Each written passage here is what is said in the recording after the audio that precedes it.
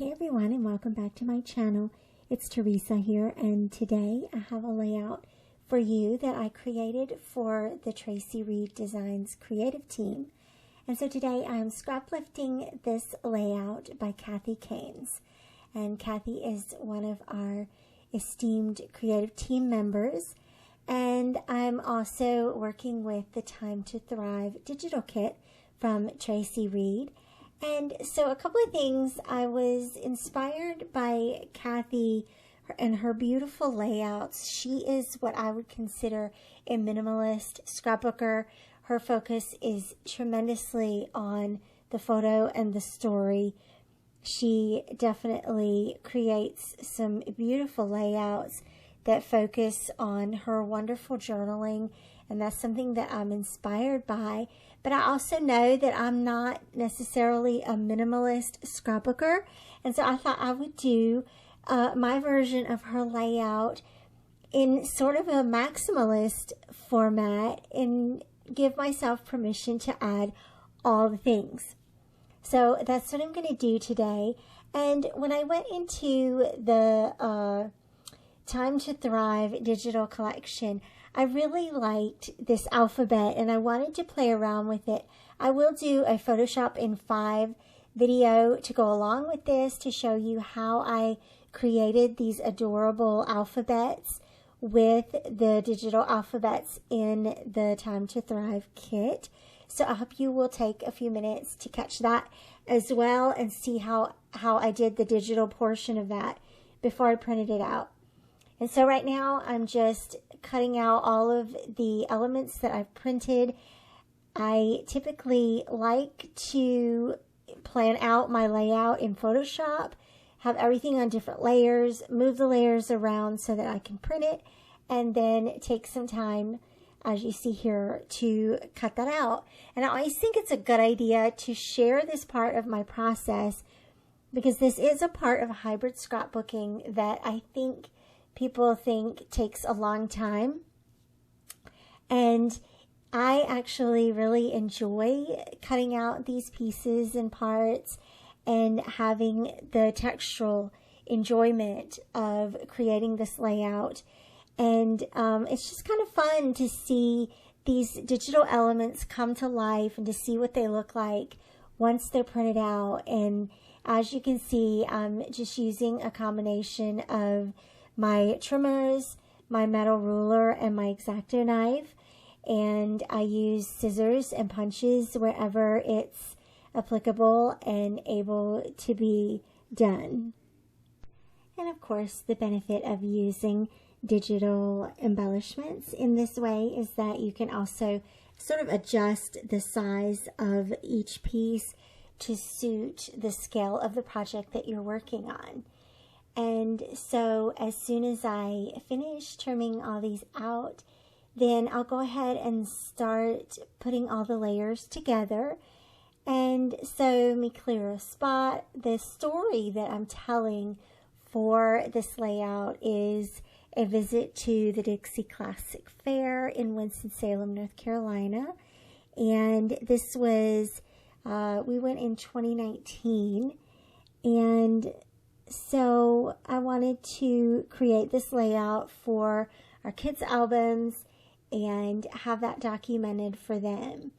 And so I've chosen 2 pattern papers for the background. I mentioned already that Cathy is a rather minimalist scrapbooker, and so she did no pattern papers for her layout. I'm going to do 2.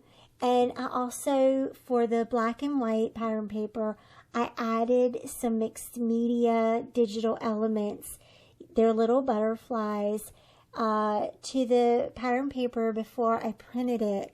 And they just sort of go from the top left to the middle right of the layout behind the photos. And then Cathy used 1 photo for her layout. I've used 2. But they take basically the same format, and they're kind of the same scale as her 1 photo reads.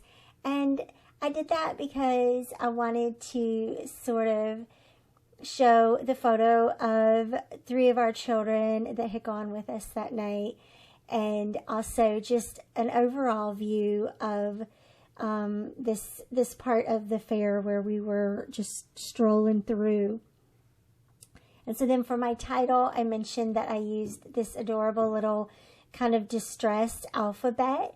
And so Cathy had used just straight up alphabet letters for her title. And so I jazzed mine up a little bit. And then I also included this little, it's a little washi strip or a pattern paper strip underneath the title. And then I'm also going to embellish that a little bit. And I've just printed a couple of the washi tapes. One of the banners is over there as well. I'm going to add that. And this other little piece was like a little burlap with words on it. And then I also used a speech bubble for the journaling. And so since I used a pattern paper for the background, I felt like the journaling probably needed to stand out against that blue background. So that white speech bubble seemed to work out really well. Of course, the hearts are repeated, and it's also another black and white element to sort of balance the top of the layout. I also added a couple of little cork pieces just to add a little contrast there and a little more texture. So I have this stamp set from Ellie's Studio, and it's a great stamp set for doing lists. And so I thought that would be a great way to incorporate my journaling. And so Cathy is a very strong journaler, and I'm not. And so creating lists is a great way to journal without having to feel like you have to be wordy, or without feeling like you have to craft poetry. And so that's part of why I used this stamp set. I also thought it fit in really adorably inside the speech bubble. So I'm just going to use 3 of the lined stamps from the stamp set. And I also stamped a little word sentiment as well. And then I'm also, of course, going to date this layout here. Another little detail was the little printed ribbon above the photo, above the right-hand photo. And so that was a great way to add a little bit more something there. And again, just in the spirit of creating a more embellished page, it's sort of in contrast. And what I hope that this shows you is that you can take inspiration from anyone or anywhere, and that's what this community is all about, is taking inspiration and making it your own and having a good time with it. I hope you'll check out my blog post that goes with this process video as well. I will, of course, have product links and blog links down below. Thank you so much for watching. I'll see you back here again soon. Bye-bye.